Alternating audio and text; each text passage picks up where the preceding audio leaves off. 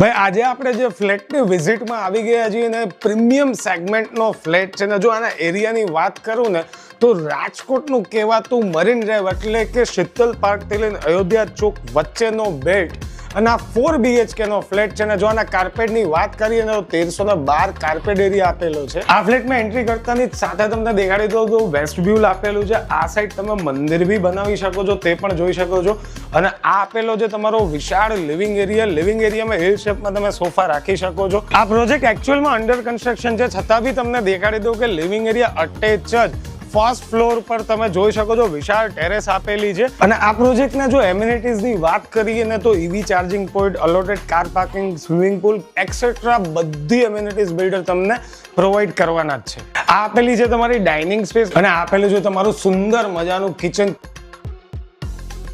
Attach જ તમે આ સાઈડ જોઈ શકો છો.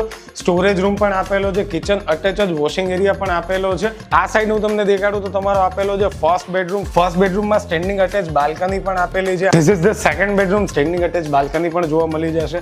આની એક્ઝેક્ટ બાજુમાં આવે છે third bedroom, standing attach balcony તો મળવાની જ છે. અને આ આપેલો છે તમારો ફોર્થ બેડરૂમ. આ પ્રીમિયમ સેગમેન્ટનો સેમ્પલ ફ્લેટ હતો અને રાજકોટમાં કોઈ પ્રોપર્ટી લેવી હોય રાજકોટની તો ઘરોંદા ગેલેરીની મુલાકાત તમારે અચૂકથી કરી જ લેવી જોઈએ. 300+ પ્રોજેક્ટ આવનારા ઘરોંદા ગેલેરીમાં અવેલેબલ છે.